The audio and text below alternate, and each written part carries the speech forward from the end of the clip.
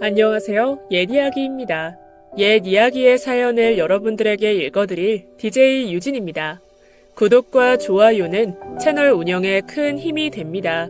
꼭 부탁드리며 저는 여러분들의 댓글도 모두 읽고 있으니 댓글도 많은 참여 부탁드립니다. 그럼 오늘의 사연 바로 시작할게요. 방문을 닫아 걸고 숨을 크게 내쉬었습니다. 생각해보면 너무나 이상한 날들의 연속이었죠. 저는 거리를 두고 보려고 노력했어요. 어쩌면 오해일까? 오해라는 말을 떠올릴 정도로 그만큼 앞뒤가 맞지 않았습니다. 평범한 사람이 떠올리기에는 너무나 기이하고 끔찍한 이야기를 들었기 때문이었죠. 아직까지 확신할 순 없지만 남편이 조금씩 어딘가 무서울 만큼 이상해졌다는 걸 모르지 않았어요. 단순히 기분 탓이라고 하기에는 오싹한 부분이었습니다. 가끔씩 남편이 저를 지켜보는 것 같은 시선이 느껴져 고개를 들면 잔뜩 일그러진 얼굴이 보였죠. 마치 우연히 TV 프로를 보다가 징그러운 벌레가 나왔을 때 지어 보일 법한 순간적인 그 혐오가 얼굴 가득 떠올랐습니다. 어쩐 일인지 계속해서 화가 나 있고 그 날카로운 느낌의 감정이 언제나 저를 향하고 있다고 생각해왔죠. 그래도 혹시나 설마 했던 것이 사실일지도 모른다고 인정해야 했습니다. 너무나 거칠게 방문의 문고리가 흔들리고 쿵쿵거렸으니까요. 당장 나와. 나와서 이야기 좀 하자고. 제발 저리 가. 살려줘, 제발. 당신이 오해한 거야. 잘 들어. 얼굴 좀 보고 이야기해. 아이, 문 열어. 당장 문 안 열면 진짜로 부셔버릴 거야. 저는 피가 흐르는 머리에 수건을 대고 몸을 잔뜩 웅크렸죠. 남편은 저를 밀었습니다. 아주 세게. 저는 쓰러지면서 부엌의 식탁에 머리를 박았고 몇 초 동안 아무런 소리도 들리지 않았죠. 통증보다는 충격이 더 컸습니다. 전 단지 남편에게 이야기하려고 했을 뿐이었죠. 저와 이혼을 원하는 남편에게 말입니다. 그런데 남편은 저를 향해 성큼성큼 걸어오더니 저를 후려쳤고 저는 쓰러지게 된 것이죠. 결혼을 한 이후에 남편이 폭행을 휘둘렀을 때 어떻게 해야 할 것인지 진지하게 고민해 본 적이 없었습니다. 제 주위에 그 누구도 아내를 때리는 사람이 없었기에 상상조차 해본 적이 없는 문제였죠. 그런데 저는 쓰러진 저를 보는 남편의 얼굴을 똑똑하게 떠올릴 수 있었습니다. 놀라움도 경악도 아니었죠. 그저 저를 한 번 더 때리고 싶은 걸 꾹꾹 눌러 담는 그런 표정, 다리가 많은 벌레를 보는 절대적인 혐오감, 남편이 정말로 저를 해칠 거라는 생각이 들었습니다. 이전에는 찜찜했고 그러다가 의심했지만 앞으로 더 이상은 오해가 아니었죠. 시어머니도 남편도 모두 제가 죽기를 바란다는 사실 말입니다. 안녕하세요. 저는 경기도에 사는 40대 여자입니다. 어쩌다가 여기까지 왔을까 하는 생각이 들지만 그래도 예전에는 그런 사람이 아니었죠. 물론 남편과 저의 결혼은 애초부터 순조롭진 않았어요. 양쪽 집 모두가 누가 더 불행했는지 내기를 해도 좋다고 할 정도로 사정이 좋지 않았죠. 더구나 서로가 집안의 가장이나 다름없어서 책임져야 할 것도 많았습니다. 그런데 긴 연애 중에 덜컥 아이가 들었었죠. 솔직히 저희 형편에 결혼도 꿈꿀 수 없었기에 지울까도 싶었습니다. 절망이었어요. 남들 다 하는 그런 연애조차도 사치였고 입 하나를 더 늘리지도 못하는 처지. 그게 저희 부부였습니다. 그럼에도 남편과의 결혼을 선택한 건 책임감 있고 성실한 사람이었기 때문이었죠. 연애를 할 때도 남편은 최소한의 비용만으로 저를 즐겁게 해주었습니다. 자판기 커피를 뽑아 공원에서 산책을 하고 과자를 사들고서 영화관을 가기도 했죠. 궁상 맞다고 모두가 비웃는 연애였을지도 모르지만 저는 그런 남편이 좋았습니다. 하지만 결혼 전에 상대에게서 가장 좋았던 부분이 결혼 후에 가장 큰 단점으로 다가온다는 게 틀린 말이 아니라는 걸 깨닫게 되는 데는 얼마의 시간이 걸리지 않았어요. 참 웃긴 일이었죠. 남편은 유난스러울 정도로 돈에 대한 집착이 강했어요. 단순히 아끼고 또 아끼는 것 정도가 아니라 버려진 휴지통까지도 뒤져서 멀쩡한 휴지를 도로 꺼내올 정도였습니다. 물론 그런 남편을 이해하지 못하는 건 아니었어요.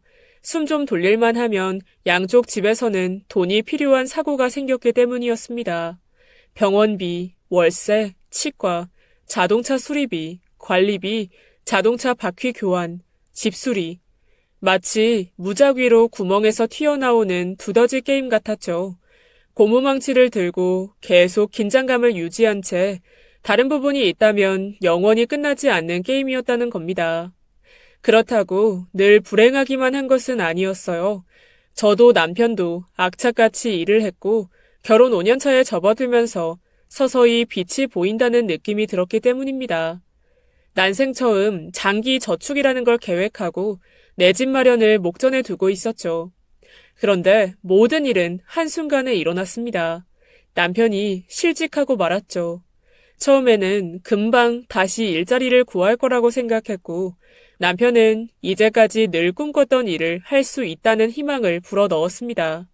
좀 더 조건이 좋은 곳을 찾아보고 눈을 밝히면서 자신이 이전에 그 회사를 왜 견뎠는지 모르겠다는 소리를 늘어놓았죠. 마음이 아팠지만 저는 그런 남편을 위해서 거의 2달이 되어가는 동안 아무렇지 않은 척했어요. 돈 좀 있어?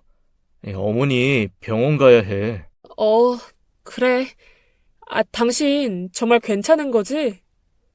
진지하지 않게 눈을 맞추고 손을 잡으며 희망적인 대답을 기대했죠. 괜찮지. 당연히 괜찮지. 그런데 여보, 나 이제 그 이야기 하기 싫어.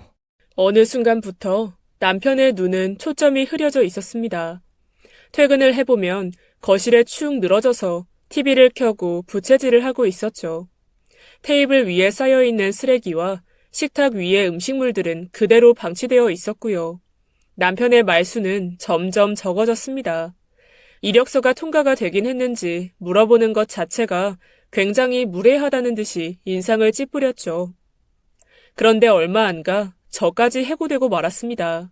인원이 감축된 거죠. 작은 기업이라서 부당 해고에 관한 법도 저 따위의 계약직을 보호해주지는 못했습니다.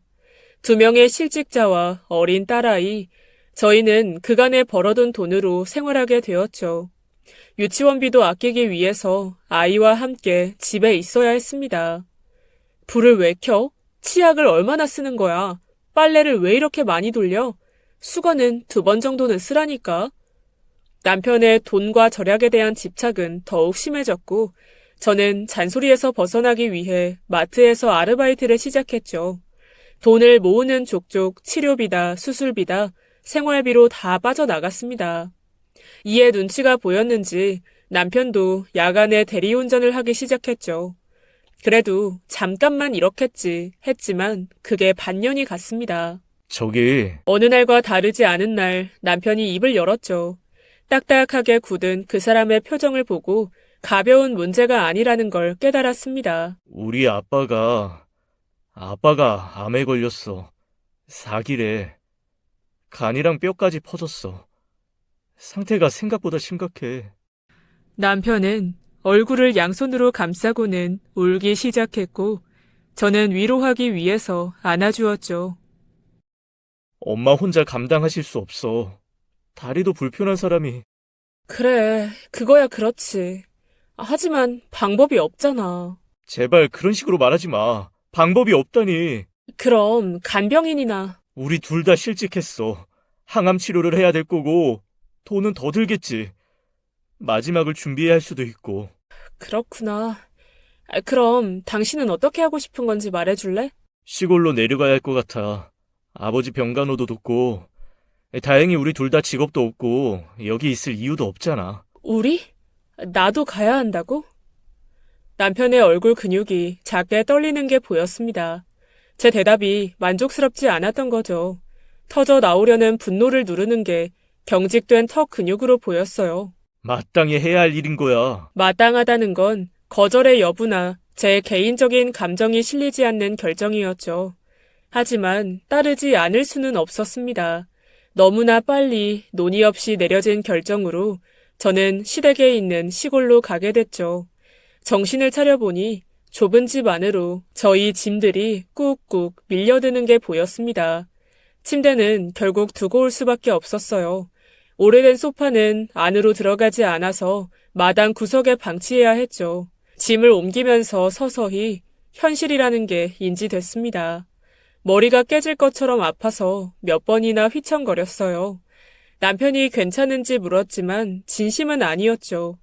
걱정이 아니라 쉬지 말고 빨리 옮기라는 말로 들리더군요. 언제 유행했는지 모를 금세 꽃이 흩뿌려진 벽지는 저희 집 가구들과 전혀 어울리지 않았습니다. 마치 제가 이곳에 있는 것처럼 말이죠. 시아버지는 항암 치료를 딱 한 번 하고는 더는 못하겠다고 선언했습니다. 모두의 만류 속에서 자신의 죽음을 겸허하게 받아들이겠다고 말이죠. 병원에서 죽고 싶진 않다. 죽어가는 사람들이 있는 병원에서 기운이 더 빠진다면서요. 남편은 계속 포기하지 않기를 바랬지만 의사 역시도 환자의 의견을 받아들이는 게 좋다고 조언을 했죠. 더는 어떤 식으로 손을 쓸 방도가 없었던 겁니다. 남편은 이로 인해 절망했고 저는 그 절망을 위로해야 했죠. 마치 모든 걸 이해한다는 듯이 고통을 함께 나누려는 것처럼 머리를 맞대 주었어요. 하지만 남편은 저에게 위로를 해주지 않았고 제 고통은 나누려고 하지 않았죠. 실제로 전 적응하지 못했습니다. 마치 물 위에 떠있는 기름처럼 시골 생활에 전혀 익숙해지지 않았어요. 평생 일을 손에 놓은 적이 없는 저였기에 집안 살림이나 병간호에 서투를 수밖에 없었습니다. 하지만 남편은 달랐죠. 시골에 오자마자 바로 친구가 하는 가게에서 일을 시작했으니까 말입니다. 남편은 제가 이곳에 적응할 수 있도록 신경을 써줘야 됐지만 그러고 싶어 하지 않았어요. 그저 혼자 슬퍼하고 분노하고 위로를 받을 뿐이었죠. 전 홀로 아이를 돌보며 야위어가는 시아버지와 희망을 이야기하는 시어머니 곁에 있어야 했습니다. 결국 너무 무리하다가 한 번은 쓰러진 적도 있었죠. 그 뒤로도 두통과 불면증을 겪어야 했습니다. 아직도 몸이 좋지 않은 거니? 안색이 좋지 않구나. 괜찮아요, 어머니. 에휴, 요즘 반찬이 너무 짜고 매워서 조금만 싱겁게 부탁하마. 아, 그럴게요. 시어머니는 인자하게 웃어 보이고는 봉투를 제게 내밀었죠. 얼마 없지만 일단 이거라도 받아두렴. 돈이요? 이건 갑자기 왜요? 사람이 주머니에 돈이 있어야 든든한 법이니까. 전 입술을 꽉 다물었습니다. 당신 아들만 아니었으면, 당신 남편만 아니었으면 나한테도 돈은 있었어. 라고 내뱉고 싶었으니까요. 언제나 늘 긍정적인 시어머니는 제게는 입속 모래처럼 껄끄러운 존재였습니다.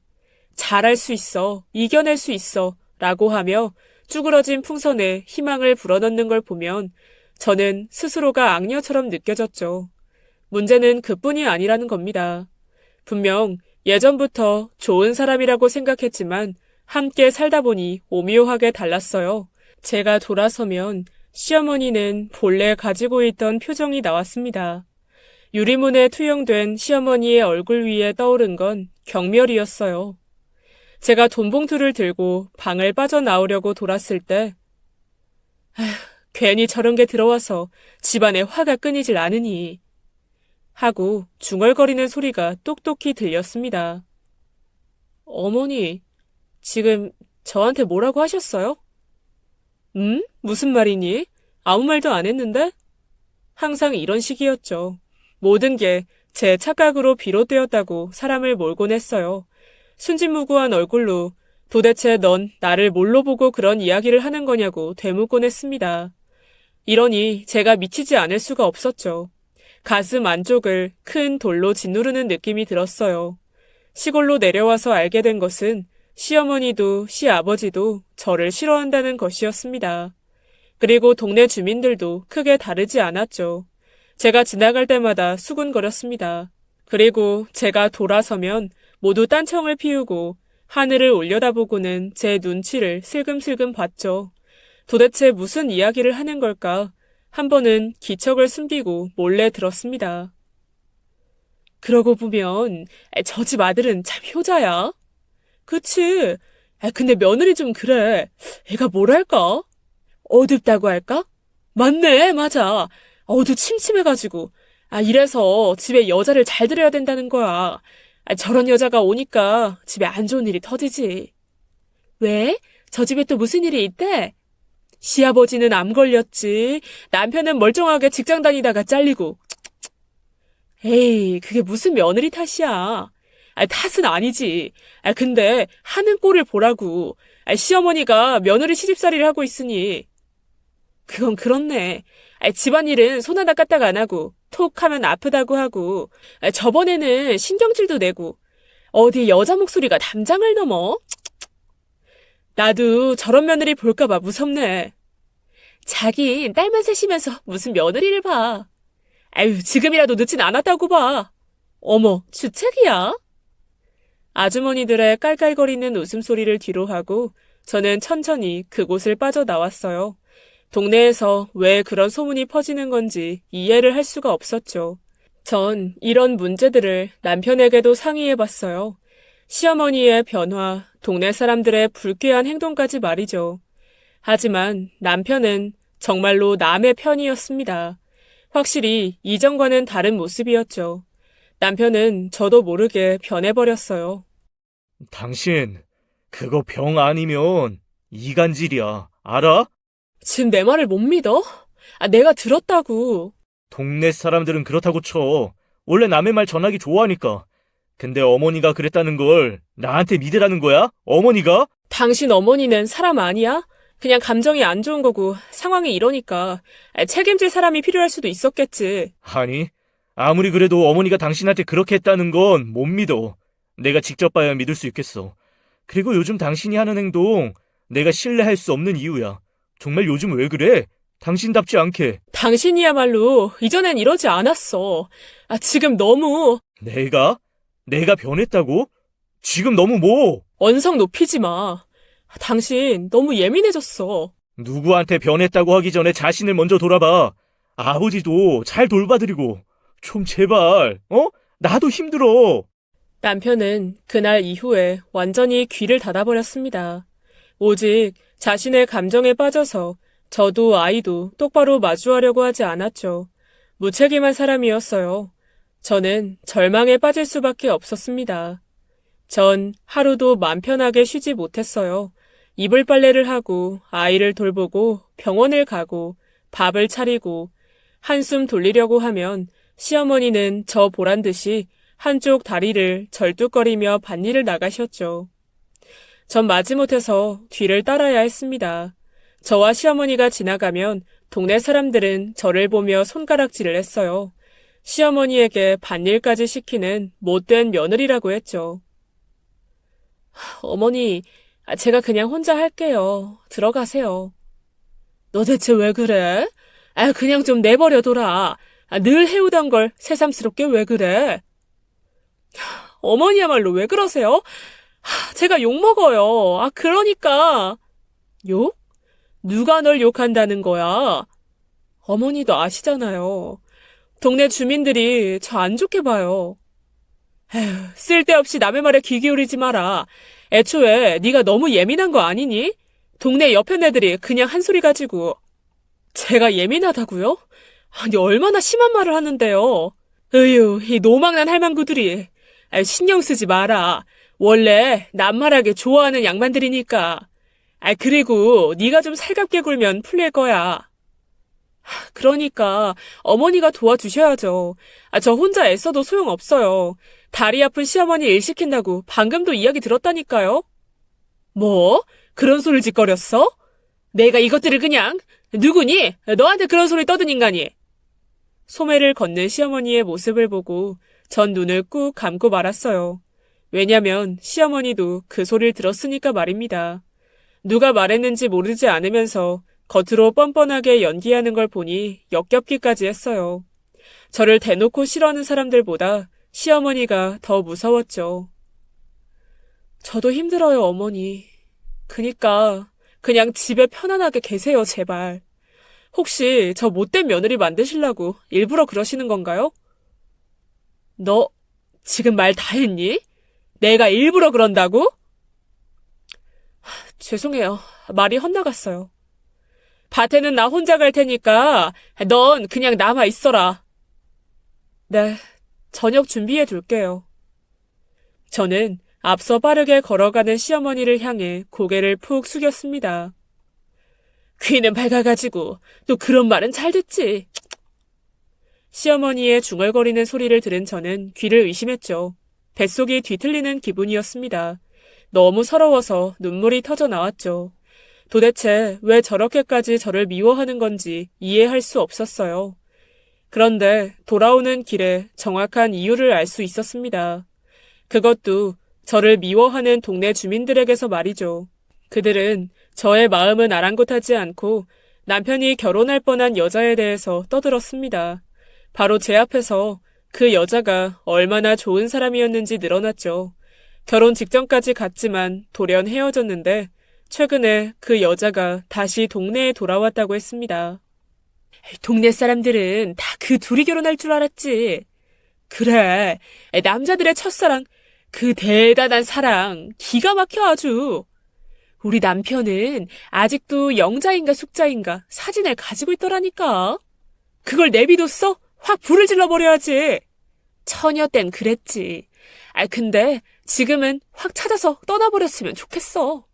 속에 없는 소리 하지 말어. 당장에 태우든가. 근데 그 여자분은 제 남편이랑 왜 결혼하지 않았는데요? 이걸 말해도 되나 몰라. 아줌마는 말하고 싶어 죽겠다는 얼굴로 주위를 경계하는 척 둘러보더군요. 사업인가 뭔가가 망해서 여기 왔다가 결혼하려고 할 때쯤에 미국인가 독일인가로 이민을 가버렸지 뭐.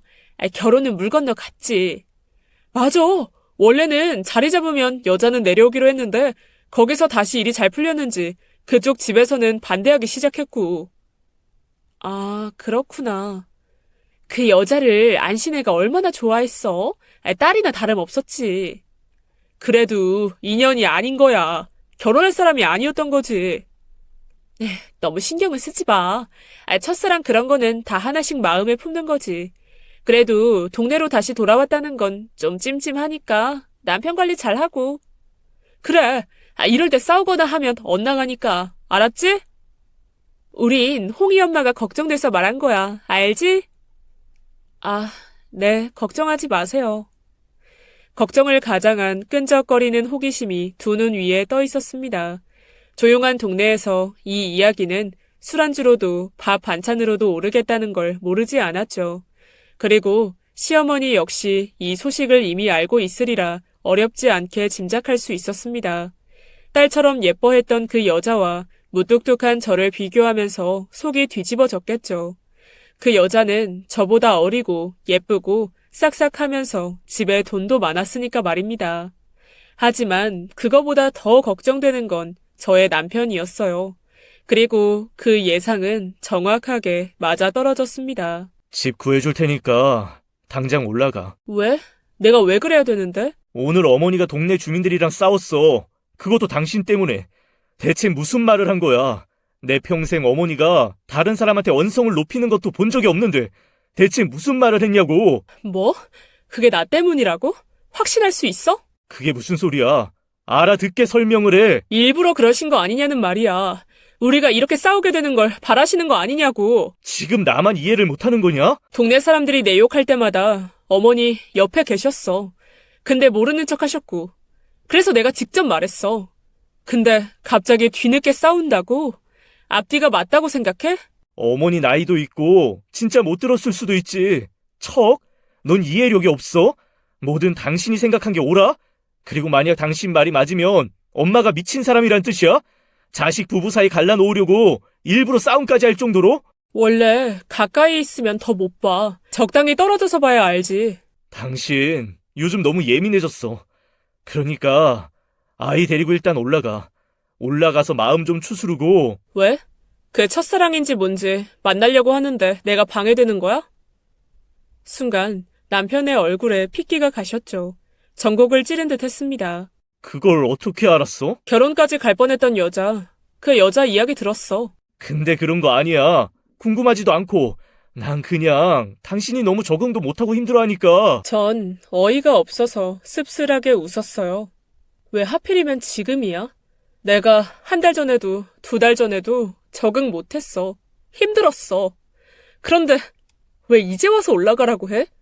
내가 힘들다고, 머리도 너무 아프다고 할 때 당신 뭐라고 했어? 예민하다고 했지. 근데 지금은 예민하니까 올라가라고? 오해는 하지 마. 자꾸 분란이 생겨서 그래. 엄마도 힘들어하고 나도 일에 손이 안 잡혀. 왜 손에 안 잡힐까? 그 여자 때문이잖아. 그지? 너 자꾸 사람 미치게 만들래? 지금 미치게 하는 게 누군데? 왜? 나 없을 때 여기서 부부놀이라도 하려고? 그런 거야? 됐다. 알았어. 정 믿지 못하면 여기 있어. 힘들면 말하고. 남편은 술에 잔뜩 취해서 오는 날이 많아졌죠. 귀가도 늦어졌습니다. 새벽 2시, 3시는 기본이었고 외박을 하는 날도 있었어요. 제가 전화를 하면 항상 일을 한다고 했지만 믿을 수가 없었죠. 수화기 너머에 여자의 웃음소리가 들리는 날도 있었으니까 말입니다. 무엇보다 결정적인 건 시어머니 역시 그 여자와 연락을 따로 하고 있다는 사실이었죠. 낡은 방문에 방음이 형편이 없었기 때문에 일부러 들으려고 하지 않아도 잘 들렸습니다. 그녀를 아가라고 부르는 다정한 목소리는 제 온몸에 바늘을 쑤시는 것처럼 고통스러웠어요. 아무리 노력해도 저는 절대로 그 여자를 이길 수 없을 거라는 걸 느꼈죠. 애초에 이뤄지지 않은 것처럼 완벽한 건 없으니까요. 도대체 왜 이래? 당신 정말 미쳤어? 날 그렇게 미친 여자로 몰아야 마음이 편해? 여자 목소리를 들었는데 나더러 뭐? 의부증 환자라고? 당신이나 어머니나 끝까지 지들만 좋은 사람인 척 상대방은 미친 X, 나쁜 X 만드는 거 그거 하나 최고야. 그지? 안 만났다고. 정말 사람 돌게 만드는구나. 그럼 내가 들은 건 뭔데? 왜 다들 거짓말만 하는 건데? 저는 고통스러워서 몸을 떨었습니다. 남편은 제 눈앞에서 방문을 부셔버릴 것처럼 닫았죠. 늘 저희의 대화는 이런 식이었습니다.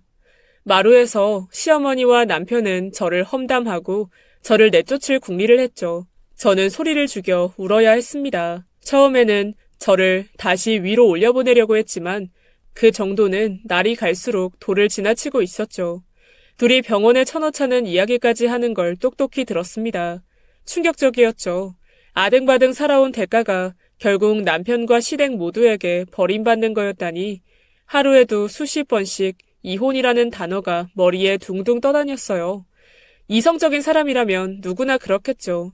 그런 선택을 해야 했어요. 하지만 저는 그 여자와 남편이 저라는 방해물을 치우고 다시 만나는 것도 싫었고 제 아이가 아빠 없이 크는 것도 원하지 않았습니다. 정말이지 저처럼 제 딸을 살게 하고 싶지 않았어요. 절대로. 그러다가 작년 겨울 시아버지가 세상을 떠나셨습니다. 시름시름 말라 죽어가는 꽃처럼 생기를 잃더니 추운 겨울밤에 눈을 감으셨죠. 저희가 시골로 내려온 지 1년이 조금 넘은 시점이었어요. 장례는 집에서 치러졌습니다. 동네 주민들을 위해 꽁꽁 언손을 녹이며 음식을 준비했죠. 슬픔에 빠질 겨를도 없었습니다. 남편처럼 시어머니처럼 세상을 잃은 듯 하늘이 무너진 듯이 멍한 눈을 하고 있을 수도 없었죠. 저는 아이를 들쳐업고 여기저기 뛰어다녀야 했으니까요. 헝클어진 머리와 기름 범벅이 된 얼굴을 하고 한창 일을 하고 있는데 그녀가 천천히 걸어 들어왔습니다. 허리까지 긴 머리를 늘어뜨리고 날씬한 몸매가 다 드러나는 H라인의 검은 스커트를 입은 채 슬픔을 얼굴에 가득 그리고 나타났죠. 얼굴을 본 적도 없지만 동네 사람들의 웅성거림으로 그 여자의 존재를 알아차리는 건 어렵지 않았습니다. 저는 몇 걸음 떨어져서 남편과 시어머니를 차례로 안아주는 것을 보았죠. 머리를 맞대고 슬픔을 나눠 가지는 모습을 보고 있으니 완벽한 가족처럼 보였어요. 확실히 저와는 달랐죠. 그거 들었어? 며느리 내치고 새며느리 드린다는 말. 응? 조강지처를 버린다고? 아유, 벌 받을 거야. 뭐, 따지고 보면 원래 조강지처는 저쪽이지. 그건 그래. 아니, 확실히 돈도 더 많고. 제가 천천히 돌아보자 주민들은 후다닥 흩어졌습니다. 저는 이를 작게 갈았죠. 도저히 이 상황을 참을 수가 없었습니다. 그래서 저는 동네 주민 중 한 명의 어깨를 잡아서 뭐라고 이야기를 했냐고, 왜 내 뒤에서 그런 소리를 하냐고 따져 물었죠. 딱 잡아떼더군요. 아이는 울고 저는 화가 풀리지 않아서 씩씩거리고 있었습니다. 그러자 남편과 그 여자, 시어머니가 저에게 다가왔어요. 무슨 일인지 물었고 저는 상황을 담담하게 설명했죠. 애기 엄마, 그렇게 안 봤더니 정말로 사람 잡네? 내가 언제 그런 말을 했어? 내가 말한 게 맞아? 하셨잖아요, 왜? 대체 왜 저를 미워하시는 건데요? 제가 그렇게 마음에 안 드세요? 돈 없고 백수라서 무시하세요? 시어머니는 제 앞을 막으며 동네 아주머니들을 향해 사대질을 하셨습니다. 그새 또 입을 돌렸어? 아유, 그때도 그러더니 또! 오늘 저 사람 장례 치르는데 꼭 이래야겠어? 정말 미치고 팔짝 뛰겠네. 형님, 아니라니까. 내가 옆에 있었어. 내가 증인이요. 이 동네 사람들은 어떻게 사람 하나 바보 만드는 거 참 쉬워요. 그죠? 일단 진정해. 지금 그런 자리 아니야. 진정? 진정하게 생겼어? 나더러 조강지처가 아니라는데? 당신은 그런 말 듣고도 참고 있으란 소리야? 내가 왜? 대체 왜 나한테만 참으래, 왜? 나 말라 죽는 걸 보고 싶어? 지금 그런 말이 아니잖아. 적당히 좀 하라고. 때와 장소도 못 가려? 당신 정말로 이럴 거야? 저도 숨을 고르면서 눈물을 닦아내고 진정하려고 했죠. 그런데 그때 남편의 뒤에 서 있던 그 여자와 눈이 마주쳤습니다. 그 여자가 빙긋 웃고 있더군요. 온몸에 소름이 끼쳤습니다. 저는 눈물을 뚝뚝 흘리고 있는데 그런 모습을 보고 고소하다는 듯이 웃고 있는 그 여자가 끔찍했죠. 참자, 참자, 참자. 속으로 중얼거리고 있는데 그 여자는 남편을 말리는 척하며 팔짱을 자연스럽게 끼더군요. 그리고는 저를 보면서 혀를 날름 내밀었죠. 제가 그나마 꽉 잡고 있던 이성의 끈이 툭 하고 끊어지는 느낌을 받았습니다. 전 아이를 내려놓고 그 여자를 향해 돌진했어요. 그리고 머리채를 잡고 마구 흔들었습니다. 마땅히 해야 할 것은 그게 맞았죠. 그 일이 있은 후에 얼마 안 가 저와 남편은 다시 경기도로 집을 얻어 올라왔습니다. 정확히 시어머니가 남편과 저를 거의 내쫓은 거나 다름이 없었어요. 그래서 모든 것이 원점으로 돌아오는 듯 했습니다. 저도 남편도 어렵지 않게 취직에 성공했고 모든 게 잘 풀리는 듯 했죠. 저도 많이 달라졌습니다. 이전처럼 그냥 참고 넘기지 않았고 잘못된 게 있으면 바로바로 그 자리에서 말을 하는 습관이 생겼죠. 결국 일어날 건 일어나고 만다는 걸 시골에서 처절하게 느꼈기 때문이었습니다. 그런데 너무나 갑작스럽게 시어머니가 저희 집으로 들어오셨어요. 남편은 저와는 어떤 상의도 없이 어머니를 모시고 살자고 했습니다. 머지않아서 그 이유도 알게 되었어요. 저와 남편을 강제로 이혼시키려고 한다는 사실을 말입니다. 아니, 이혼을 떠나서 절 죽이려고 한다는 것을요. 단순한 오해일 수도 있다고 느꼈던 것이 모두 사실이었습니다. 교통사고 나거나 하면 보험금도 탈 수 있잖니. 그냥 죽여. 저 독한 년은 쉽게 죽지도 않는구나. 답답해 정말. 수면제가 최고죠. 그런데 병원을 가려고 하질 않잖아요. 정말 끝까지 하나도 도움이 안 된다니까요. 내가 왜 결혼을 했는지. 어떻게든 병원에 데리고 가야 된다. 그래야 확실하지. 소녀는 내가 키울 테니까 걱정하지 말고. 알겠니? 최대한 빨리. 저는 한밤에 둘의 이야기를 정확하게 들었고 분노로 몸을 떨면서 앞에 섰죠. 저를 발견한 남편과 시어머니의 표정은 경악에 가까웠습니다. 커다랗게 벌린 입은 이질적으로 느껴졌죠. 이 시간에 안 잤어? 날 죽이려고 그런 거였어? 날 죽이고 그 여자랑 함께 살라고? 맞아? 그런 거야? 죽여? 무슨 소리야? 오해야. 이리 와. 내가 일단 설명을 할게. 저는 뒷걸음질을 쳤죠. 남편은 빠르게 제 앞을 막아서서 양손을 움켜쥐었습니다. 놔. 이혼하면 되잖아. 왜 이렇게까지 하는 거야? 당신도 어머니도 정상 아니야. 정말 미쳤어. 저는 몸을 최대한 비틀어서 빠져나오려고 했지만 남편의 힘에 의해 바닥으로 꼬꾸라졌죠. 정신 차리라고! 남편은 제 뺨을 강하게 때렸죠. 저는 그런 남편을 밀쳤고 이를 말리던 시어머니가 중심을 잡지 못하고 쓰러졌습니다.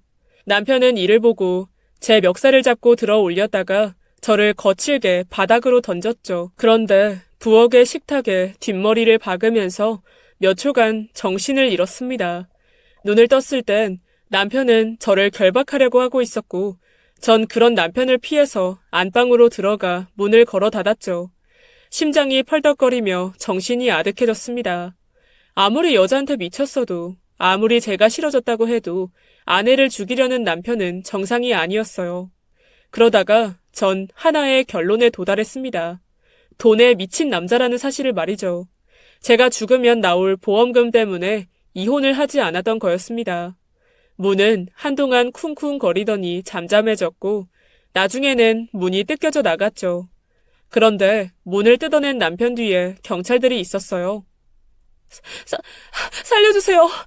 남편이랑 시어머니가 절 죽이려고 해요. 저는 앞으로 나가서 거의 오열했습니다.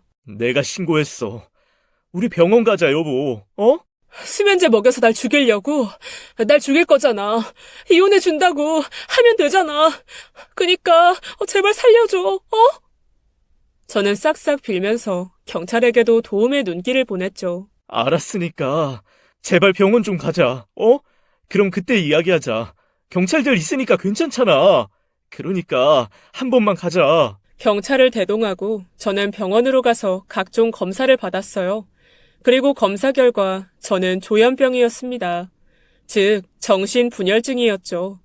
조현병이란 사고, 감정, 지각, 행동 등 인격의 여러 측면에 걸쳐 광범위한 임상적 이상 증상을 일으키는 정신질환이라고 볼 수 있다고 해요. 의사 선생님은 설명을 하는데 저는 상황을 받아들이기가 힘들었습니다. 제가 겪었던 실제가 사실은 망상일 수도 있다는 생각을 하니 너무 끔찍하고 무서웠죠. 손발이 덜덜 떨렸습니다. TV에서 봐왔던 조현병 환자들의 폭력적이고 공격적인 모습들이 떠오르며 제가 장례식에서 했던 그것과 크게 다르지 않은 모습이었다는 걸 인정해야 했어요. 의사 선생님의 설명 후 남편이 안내를 받고 천천히 들어왔습니다. 원인이 뭔가요? 정확한 원인은 없습니다. 유전일 경우 확률이 높긴 하지만 반드시 유전이 되는 건 아니라서 그건 역시 확실하지 않고 여성의 경우에는 20대 초반부터 증상이 있었을 가능성이 큽니다. 전혀 그렇지 않았어요. 아내는 괜찮았습니다. 보통 일반 분들은 조현병이 거칠게 행동하는 것만 떠올리시는데 그렇지 않아요. 어릴 때는 단순히 남들과 어울리는 걸 기피하는 정도에서 그쳤기도 합니다. 이걸 음성 증상이라고도 부르죠. 그런데 시기를 놓치면 외부로 표출이 되기 시작하는 거예요. 특히나 피해망상, 누군가 자신을 해치려고 하고 자신을 비방한다는 상상, 그리고 욕설이 들리거나 혼잣말을 하는 등의 증상도 있고요. 아내가 혼자 있는 걸 좋아하긴 했습니다. 선생님, 나을 방법은 있을까요? 그렇게 걱정하실 필요는 없어요. 조현병은 환자 본인과 가족들의 심각성만 받아들이면 반은 치료한 거라고 보시면 돼요. 보통은 자신이 실제 겪었던 일이 실제라고 생각하고 병이라고 생각하지 않기에 병원 치료를 하지 않으려고 하죠. 그런데 본인이 인지를 하고 꾸준히 약물 치료를 병행하면 진행되는 건 충분히 막을 수 있습니다. 일상생활도 가능하고요. 다만 스트레스를 많이 받는 환경에 노출되지 않도록 주의하시고요. 병원 대기실에 주저앉아 저는 울음을 터뜨렸죠. 기다리고 있던 시어머니는 저를 잡고 등을 토닥이셨습니다. 아이고 아이고 하면서 저와 함께 울어주셨죠. 내가 죄인이다 내가. 그때 너희를 불러내리지 않았으면. 어머니 죄송해요. 정말 죄송해요. 병이다. 단순히 병이야. 그걸 미안해하지 말어. 시엠이 속 좁은 사람 만들지 말어. 내가 스트레스를 줬어. 그래, 다 내가 잘못한 거야. 멀쩡한 애를 잡아가지고. 남편이 아주 낮게 한숨을 쉬며 희미하게 웃어 보였습니다. 약만 먹으면 금방 괜찮아질 거야. 우리 이혼하자. 당신이랑 어머니한테 미안해서 못 살아. 내가 왜 돈을 악착같이 모았는데 당신 포기 안 해. 우리 집이 가난해서 엄마 다리를 칠 때 못 고쳐드렸어. 그래서 나 돈 악착같이 모으고 절약했어. 그러니까 이혼하고 싶으면 다 낳은 다음에 해. 알았어? 알았냐고.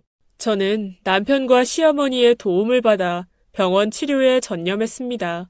남편은 더 이상 절약을 외치지 않았고 시어머니는 저 대신에 아이를 돌봐주셨죠. 이게 벌써 반년도 넘은 일이네요. 지금은 아주 많이 좋아졌습니다. 신기하게도 그때부터 저를 괴롭히던 많은 것들이 사라졌어요. 재발의 가능성이 충분히 있기에 약도 꼬박꼬박 잊지 않고 먹습니다. 지금에 와서 생각해봐도 제가 겪었던 모든 경험이 너무나 생생해서 몸이 떨리기도 해요. 실제일까 상상일까 아직도 헷갈릴 정도죠. 그래서 전 언젠가 조현병 환자의 시선으로 보이는 세상에 대해서 글로 적으려고 했습니다. 겉으로 다른 제3자의 눈으로 보는 게 아니라 첨삭을 거치지 않은 조현병 환자의 시점으로 말이죠. 제대로 잘 전달이 되었는진 모르겠네요. 저는 다행히 좋은 시어머니와 저를 아껴주는 남편 덕에 잘 견디고 있습니다. 늘 감사하고 고마운 남편, 어머니, 그리고 제 가족들에게 이 이야기를 들려드리고 싶네요. 저 꼭 잘 이겨내겠습니다. 모두 응원해주세요. 지금까지 옛 이야기였습니다. 끝까지 함께해주신 여러분 진심으로 감사드리며 저는 내일 이 시간 다시 돌아올게요. 감사합니다.